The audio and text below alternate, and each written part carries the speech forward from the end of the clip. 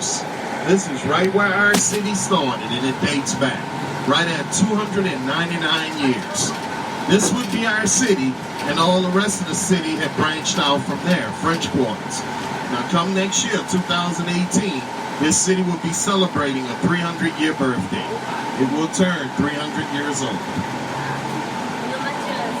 Right. Now,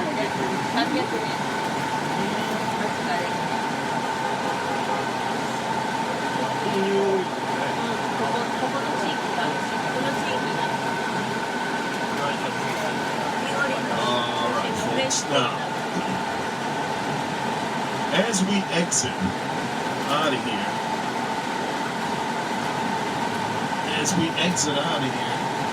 and cross over, on the right side, on the left side, once we cross over that second street up, and we make a right turn onto it on the left side, we're going to come upon a white brick wall. Right beyond that wall, that's a cemetery. The St. Louis Cemetery, the oldest cemetery here in the city. And that dates back close to that 300-year mark. St. Louis Cemetery, you're going to see that in a moment.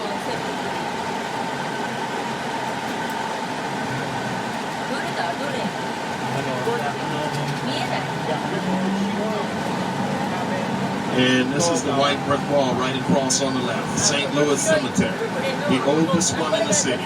Now straight ahead, in between the trees, that one little section up there, that is called Congo Square. Now Congo Square is an area back in the days where they had auctioned the slaves off. Congo Square. Now, the building right next to it, and we're coming upon it, which is right in front of us there, to the left, right in front of us, that building is our city's municipal auditorium building. Now that building has been shut down since Hurricane Katrina because it suffered tremendous damage.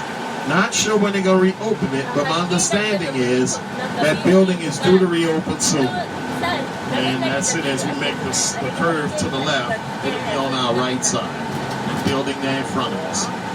Now, right next to it, you're going to see another building on our right side with some red trimming on the bottom. That building would be the water board building. And right across from it, on the right side, there's a coffee-colored building, the Theater Performing Arts building. That entire area over there is a park. The name of that park is called Armstrong Park, named after the musician Louis Armstrong. This neighborhood we are in, this is called the Treme neighborhood. This is one of the oldest Afro-American neighborhoods right here in the city of New Orleans. This is the neighborhood that Louis Armstrong grew up in, Treme. Now getting back to that cemetery, St. Louis Cemetery, now I'm going to go back when the city first come about, which was the French Quarters only, and that was back in 1718. They had an ordinance in the city back then that they couldn't bury the dead in the city. They had to bury the dead on the outskirts. That cemetery was the outskirts, which is only roughly a block away. But at that time, all that area was a small bit wooded area. So they had to go to the small bit wooded area to get to the cemetery. But they didn't abide by that. If you all decide to visit our city again, and maybe on your next trip, you get a chance to do a French Quarter sightseeing tour, that is some of the areas where they would bring you is where the homes have grave sites in the backyards. Now, if you take a look over to the left in between the large buildings, right in the front there, you can see a little round white tower right in the front. Keep that in mind, folks, and I'm going to give you a little story about it shortly. Now, right in front of us here on the right, on the other side of the trees there, that is all new buildings from the ground up.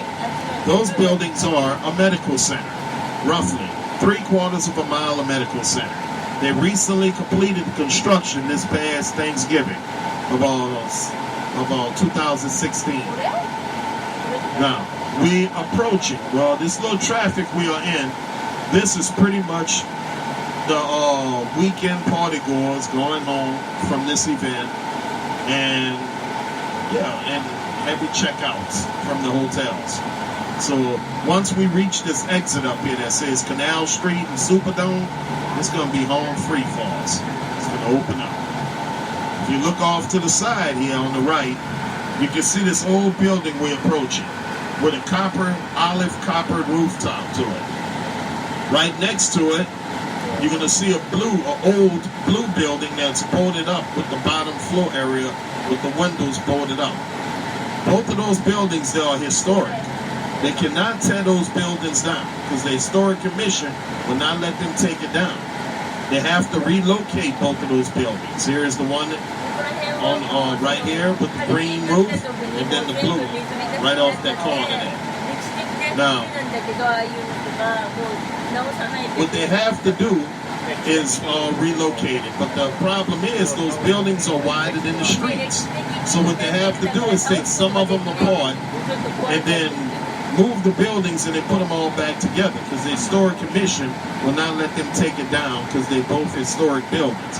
But I'm kind of puzzled about that. When they were building that medical center, they had all the time in the world to get those two buildings out of there. But they boxed themselves in. So it's going to be interesting to see how they get that out of there. I guess it's all with who you know.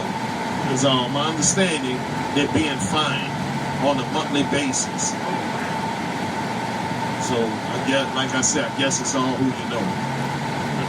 Over to the left, our stadium, our Mercedes-Benz Superdome, formerly called the Louisiana Superdome, which is the home of our troubling champs, the New Orleans Saints. But I'll tell you folks, when they won the Super Bowl back in 2010, they blew the roof off this city. Our stadium is the second largest stadium here in the U.S. The seating capacity, 125,000. But now, the only times they pretty much filled that stadium to capacity is for concerts, conventions, and special events, such as bowl games. Now, the sellout for our New Orleans Saints football is 72,000, but they can see 125,000 right there in the Mercedes-Benz Superdome. And the buildings over to the right here, they are also all new from the ground up. Those buildings are our prison buildings in the sheriff's office. The smallest one that we're approaching here on the right with the olive green roof right there, that one has been shut down since Hurricane Katrina because it suffered tremendous damage. There was talks of taking that building down so they could continue building on the other two. But they decided not to. They decided to renovate that building instead. And this little overpass that we're coming under, they had the prisoners camped out on top of that little overpass. And that was for a period of 1 to 2 days. And that was until they were able to fly them out of here after Hurricane Katrina. The buildings on our left-hand side with the green rooftops, that is all Xavier University. All in this area was extremely devastated in the storm. They suffered close to 10 feet of water in this area. Unbelievable. But you pretty much cannot tell that anything has happened because they have redone most of this area. Now getting back to our stadium, the Superdome, our Superdome was built back in 1974, but it opened for business in August of 75. The New Orleans Saints were born in 1967. Now before 1975, our New Orleans Saints were playing only games in Tulane University Stadium, which is to the left in the uptown area of this city. When they opened the Superdome in August of 1975, it opened as the largest stadium here in the U.S. And folks, we carried that number for quite some time, until the football season of 2009, when we lost those numbers to the Dallas Cowboys. Now, Dallas opened a new stadium, which puts their stadium the largest in the U.S., so we fall second to that. Over to the right and left-hand side, we call this entire area the City of the Dead, and the name Metairie Lake Lawn Cemeteries. And now, as you can see, is that we practice above ground burials. Reason the water table, because we are 6 to 8 feet below sea level, both sides from right to left. And we are now slowly coming out of the city of New Orleans. This concrete building in front that we're approaching on our left-hand side with the gray and green window shutters built into it. In a moment, you will see some large pipes connecting into that building. This is it here that we're approaching on the left. That building is a pumping station. It was a little too much for that station right there to handle during Hurricane Katrina. All of this area was submerged under by 9 feet of water. Now the city has a total of 23 pumping stations, and pretty much half of the 23 was submerged under. And we are now approaching and crossing a canal and the city line. We are now coming out of the city of New Orleans. The name of this canal that we are now crossing, 17th Street Canal. This canal gets its waters from Lake Pontchartrain. This would be the canal that flooded the city of New Orleans during Hurricane Katrina. The levees of this canal broke in 5 different places. Now, the walls that you see here on the right and left-hand side, that is not flood walls. They are all sound barriers. That's to keep the noise of the highway here from stretching into the neighborhood, sound barriers. Now, this part of I-10, Interstate 10, was destroyed during Hurricane Katrina. Instead of going back with the same exact fix, they decided to extend each side by an additional 2 lanes because this is an extreme congested area during rush hour. Folks, they were working on this project forever and a day. They started shortly after Hurricane Katrina, and it was a start and stop project. They said it was the money. Now, right in the heart of downtown, that little round white tower that I pointed out to you all.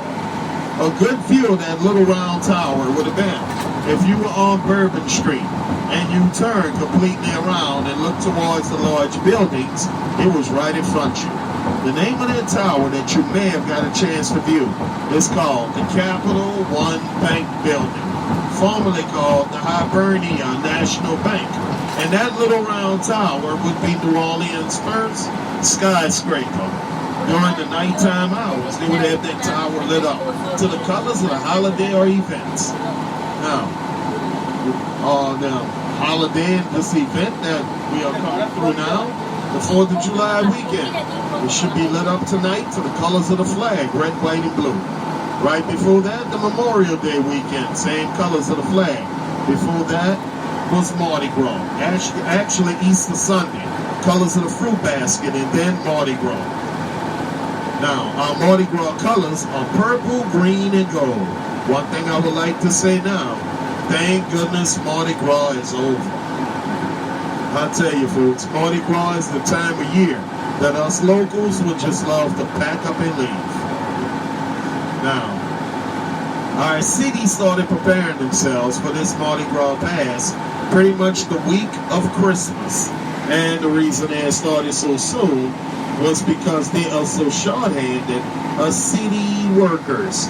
They had a lot of Mardi Gras bleachers, which is Mardi Gras stands, that had to be built. Now, the first Mardi Gras parade that rode in this city, the weekend of the 26th, actually the weekend of the 16th of February, and they were still building Mardi Gras stands. Folks, they recently finished the week of Mardi Gras. Now, the reason they are so short-handed as city workers is because a lot of the workers did not return after Hurricane Katrina. They pretty much started their lives elsewhere. Now, the figures that recently come out shortly after this Mardi Gras, now many visit this city, and they said it was similar to the one of last year and the year before, 1.5 million. They said it's 2017, 16, 15, 14, 13, 12, 11, and 10 so far were the 7 best since Hurricane Katrina. The ones before Katrina was bringing in close to 3 million. Now, we do not have hotel stay for all of those people. So a lot of those people were coming in daily and commuting back and forth as far as 100 miles from either direction. And a lot of business owners and residential owners was renting out spaces to these people. Now, I didn't get the dates for Mardi Gras. That's very interesting. It's according to how Easter falls. Mardi Gras Day is actually 40 days before Easter Sunday. Now, if you're Catholic, Ash Wednesday, the day before Ash Wednesday, they call that day Fat Tuesday. That is Mardi Gras Day. That's a day you can pick out and have a good time. The very next day, it's time to repent. Now, Mardi Gras goes on for a period of 11 days, and the final day, that is Mardi Gras Day. Now, Interstate 10 that we are on now, section of it behind us that crosses the Mississippi River in the city. It's two spans of that bridge. It pretty much looks like the San Francisco Bay Bridge. The name of that bridge is called the Greater New Orleans Bridge, or you can call it the Crescent City Connection. Again, it just crosses the Mississippi River. Now, the deepest part of the Mississippi River is right here in the city of New Orleans, 175 feet deep. Now, back in the 1970s, when the New Orleans police were confiscated illegal weapons, and the court trials were done and over, and it was time to dispose of all that, they would take them to the center of the river there and sink them to the river floor. That went on for quite some time, until the federal government stepped in and stopped them. I don't believe nobody would die 175 feet down in the muddy Mississippi River, but you never could tell. So they stopped them from doing it. Now, let's go back a little and talk a little bit about Hurricane Katrina. 80% of our city did flood during Katrina, but you pretty much can put the downtown area in that 20% mark that did not receive much of floodwaters. And the reason, we are below sea level.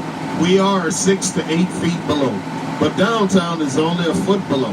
Now, you were sitting on an incline when you were downtown. The naked eye could not see it, but you were sitting on an incline. That's the reason most of downtown did not flood during the storm. But we did suffer tremendous wind damage down there. Pretty much, let's say 40% of the window panes in the downtown buildings were blown out. We had winds every bit of 140 knots, screaming through the heart of downtown. We took a beating. This place looked eerie when we were able to come back through. Now, the eye of the storm missed us by 60 miles to the east. Our hearts go out to that area where the eye wall came ashore. They say Hurricane Katrina was one of the most powerful storms and costly storms recorded. Right where the eye wall came ashore was between these two little cities called Waveland, Mississippi and Gulfport, Mississippi, with winds clocked at, now this is actual wind speeds, 185, 190, wind gusts well over 220. Out there, folks, was total devastation. Out there was a lot of beachfront property, a major shopping district and casinos. Out there now, a lot of high weeds and grass. But they are rebuilding as we speak. It's just going to take quite some time, but that area will come back. Now, Katrina was due to take a turn a lot sooner. If it would have taken that turn as first predicted, then the Florida Panhandle areas such as Pensacola Beach, Florida, and Fort Walton Beach, Florida would have been in trouble. When that didn't happen, the meteorologists were puzzled. Because you see, pressure systems guide the storm. Supposedly, a high pressure system was to build into our area. And it was to take Katrina, turn it to the north, then immediately to the east and race it back out to sea. When that didn't happen, they were puzzled. So then they turned to us New Orleanians and they say, New Orleans, be prepared, because it seems to be that you are going to get this hit of this Category 5 storm. That's when I told my wife, it's time for us to get up and go. Now, me and my family, we were displaced in that storm. We were living in Houston, Texas for 2 years, and I'm happy to be back. And I would like to say the Houstonians, as they call themselves, were very nice people.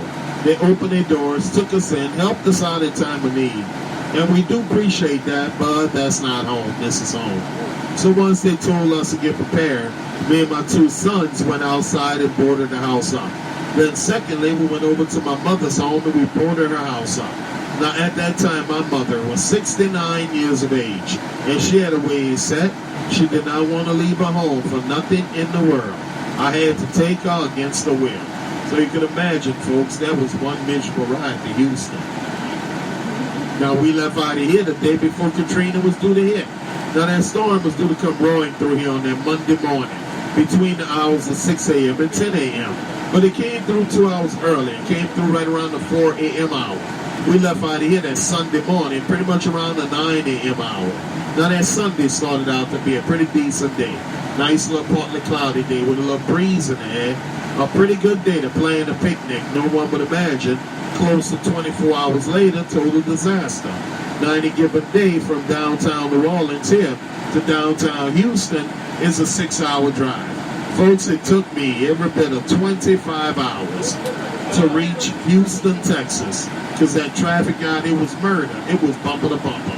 When we arrived in Houston, Katrina had already came through here and did its damage, but we didn't know how severe. We didn't learn until that evening, until the 6 o'clock news came on, and then again it was limited. They were only showing scenes of downtown. It pretty much wasn't until that second day when we learned that 80% was flooded, and then again I didn't know if my neighborhood was part of it, so we just pretty much had to stay put where we were.